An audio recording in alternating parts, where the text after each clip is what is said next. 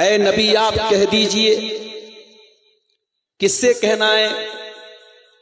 یا عبادی، اے میرے بندو۔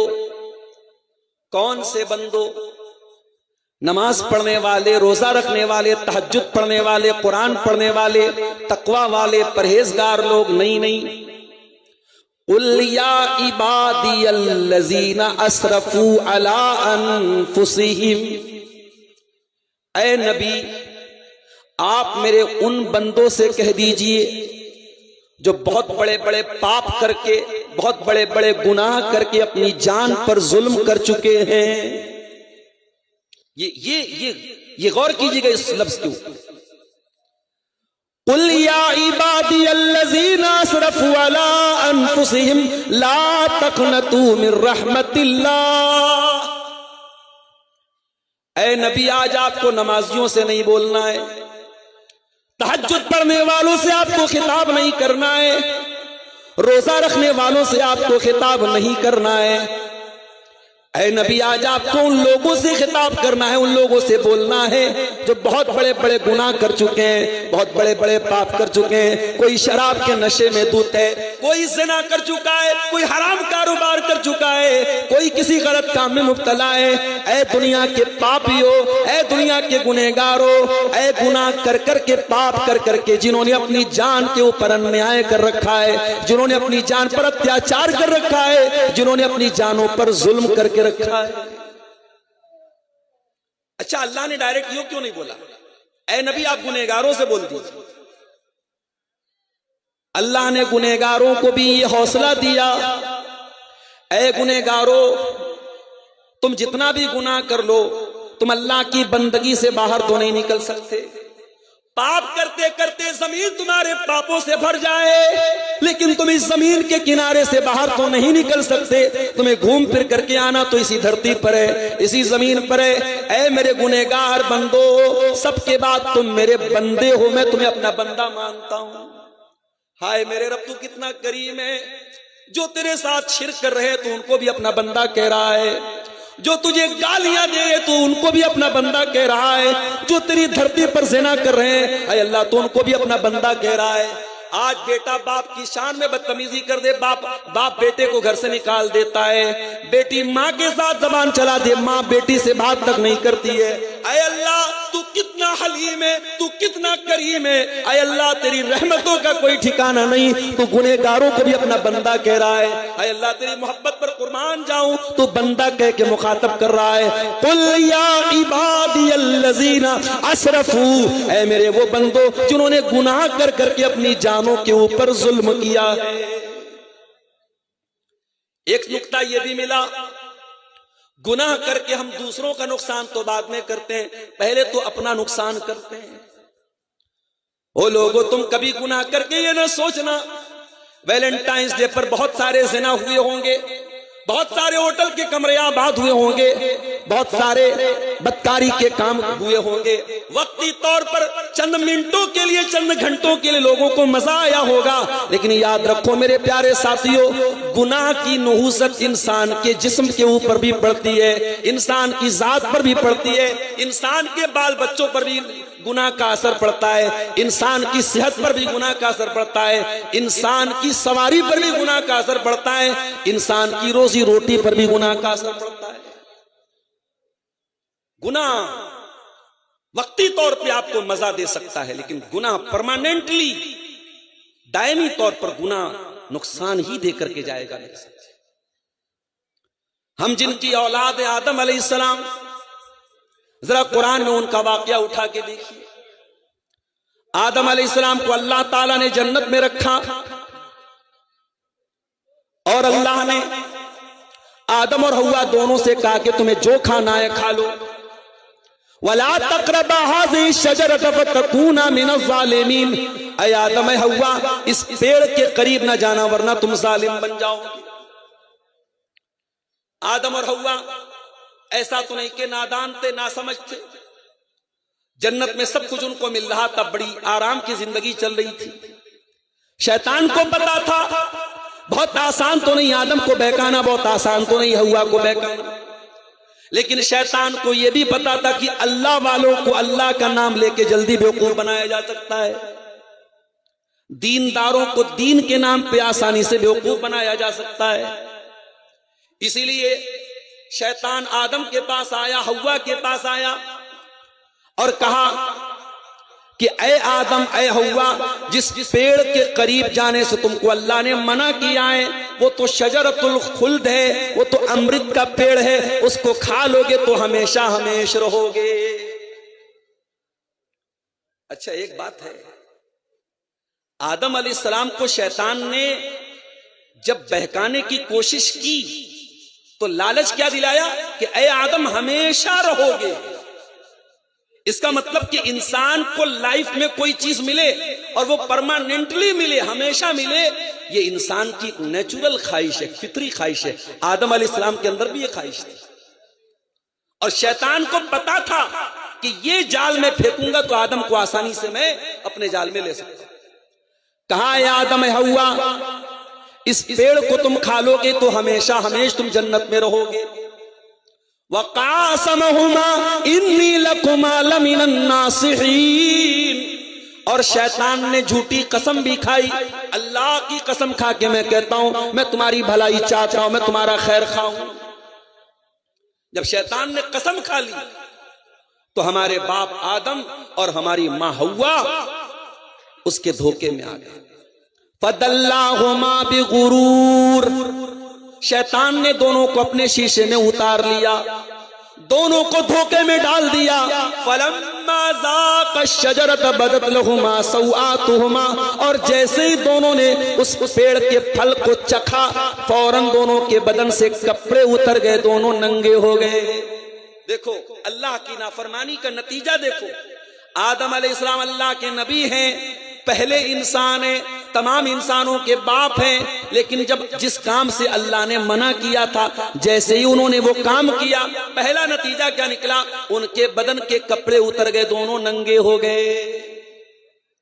اچھا جب دونوں ننگے ہو گئے تو یہ نہیں ہوا کہ ننگے ہو کر کے وہ آرام سے رہیں، جیسے وہ ننگے ہوئے فَاتَّفِقَا يَقْصِفَانِ عَلَيْهِمَا مِنْ وَرَقِ الْجَنَّةِ، دونوں جنت کے پتوں کو پکڑ پکڑ کے اپنی شرمگاہ کو ڈھانپنے لگے۔ دونوں کو ننگا رہنا بالکل بھی پسند نہیں تھا۔ او دنیا والو، اگر تم واقعی میں آدم کی اولاد ہو اور واقعی میں تم حوا کی اولاد ہو تو خبردار ننگے رہنا کبھی گوارا نہ کرنا، ننگے پن کے قریب نہ جانا، ولگیرٹی کے قریب نہ جانا، اشلیلتا کے قریب نہ جانا۔ جس کو ننگا پن پسند ہو، آج دنیا کے بڑے بڑے ترقی یافتہ لوگ وہ سمندر کے کنارے ننگے ہو کر کے ان کی عورتیں لیٹی رہتی ہیں اور اس کو ترقی کا نام دیا جاتا ہے، اس کو تفریح کا نام دیا جاتا ہے۔ اے دنیا کے بے شرموں اور بے غیرتوں، تم اپنا نام آدم کی اولاد سے کٹوا دو اگر تم واقعی میں آدم کی اولاد ہو۔ اگر واقعی میں تم آدم کے بیٹے ہو تو تمہیں ننگا رہنا بالکل بھی پسند نہیں ہونا چاہیے۔ جس کے اندر آدم علیہ السلام کی خصلت ہوگی، جو حقیقت میں آدم کا بیٹا کہلانے کے لائق ہے، جو حوا کی بیٹی کہلانے کے لائق ہے، وہ ننگا رہنا کبھی پسند نہیں کرے گا، وہ ننگا رہنا کبھی پسند نہیں کرے گی۔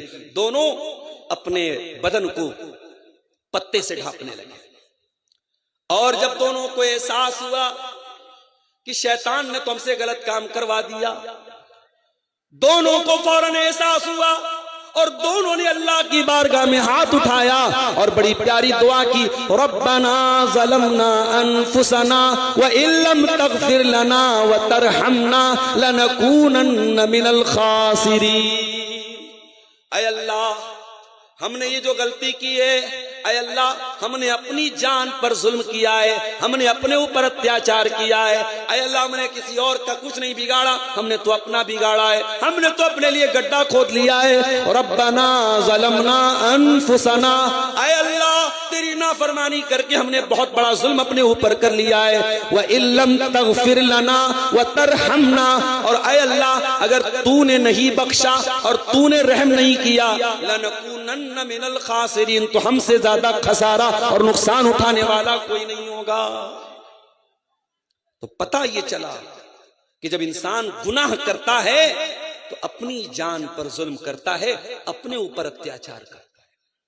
یہی بات اللہ تعالیٰ سورہ زمر کی آیت نمبر 53 میں کہہ رہا ہے، قل یا عبادی الذین اسرفوا علی انفسہم، اے میرے وہ بندو جنہوں نے گناہ کر کر کے اپنی جان پر ظلم کر لیا ہے، لا تقنطوا من رحمت اللہ، اے میرے گنہگار بندو کہیں تمہارے دماغ میں یہ خیال نہ آئے اب تو ہم توبہ کریں گے تب بھی اللہ نہیں سنے گا، اب تو ہم معافی مانگیں گے تب بھی اللہ معاف نہیں کرے گا۔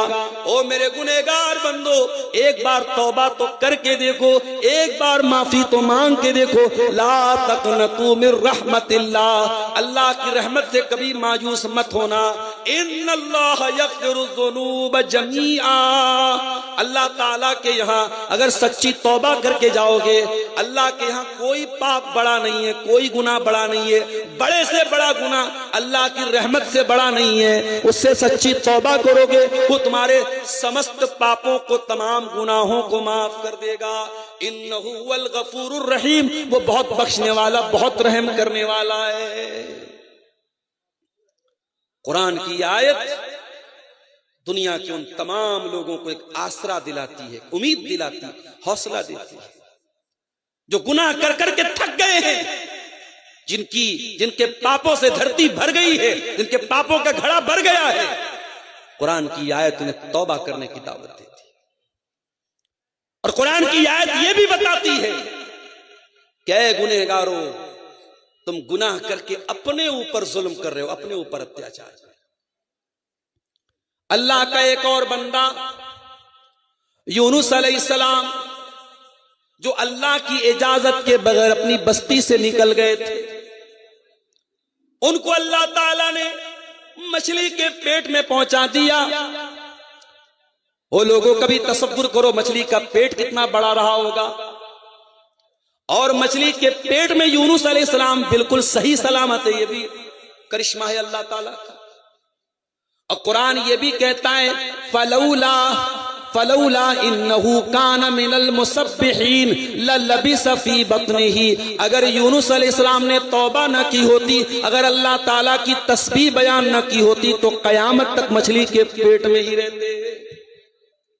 یونس نبی تھے اللہ کے، قرآن کہہ رہا اگر وہ تسبیح نہ پڑھتے، توبہ نہ کرتے، تو مچھلی کے پیٹ میں رہتے قیامت۔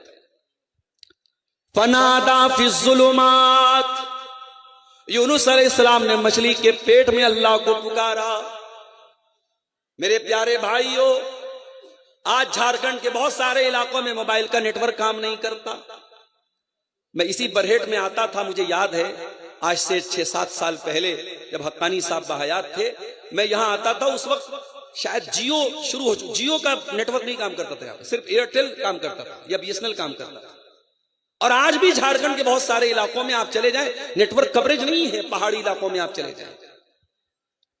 آپ غور کیجئے میرے ساتھیوں، سمندر کا اندھیرا، مچھلی کے پیٹ کا اندھیرا، اور اس کے بعد رات کا اندھیرا، تین اندھیروں میں مچھلی کے پیٹ میں یونس علیہ السلام اللہ تعالیٰ کو پکار رہے ہیں۔ یونس کے دل میں ایک بار بھی یہ خیال نہیں آیا میں پکار تو رہا ہوں، اللہ تک میری بات پہنچے گی کہ نہیں پہنچے گی۔ وہ لوگوں جہاں کسی نیٹ ورک کا کوریج نہ ہو، جہاں دنیا کا کوئی سم کام نہ کرتا ہو، وہاں میرے پروردگار کا نیٹ ورک موجود ہے۔ فنادا فی الظلمات، حضرت یونس علیہ السلام نے مچھلی کے پیٹ میں اللہ کو پکارا، اور کیسے پکارا؟ فرمایا اللہ الہ الا انت سبحانک انی کنت من الظالمین، کہا ہے پروردگار تیرے سوا میرا کوئی سہارا نہیں ہے، تیرے سوا میرا کوئی معبود نہیں ہے۔ سب سے پہلے توحید کا اقرار کیا۔ او گنڈا پہننے والوں، او تعویذ پہننے والوں، او قبروں پر سجدہ کرنے والوں، او پیروں کے آگے سجدہ کرنے والوں، تم کس منہ سے اپنے آپ کو مسلمان کہتے ہو؟ تم کس منہ سے نماز میں ایاک نعبد و ایاک نستعین کہتے ہو؟ تمہاری یہ مکاری تمہارے منہ پر مار دی جائے گی، تمہاری یہ دھوکہ دڑی تمہارے منہ پر مار دی جائے گی۔ ارے مسلمان تو توحید کا علمبردار ہوتا ہے، مسلمان اللہ کے سوا کسی اور کو مشکل کشا نہیں مانتا ہے، کسی اور کو حاجت روا نہیں مانتا ہے۔ یونس علیہ السلام نے سب سے پہلے اللہ کی توحید کا اقرار کیا، لا الہ الا انت، اے اللہ تیرے سوا میرا کوئی معبود نہیں ہے، کوئی سہارا نہیں ہے۔ سبحانک، اے اللہ میں اپنی غلطی کو مانتا ہوں،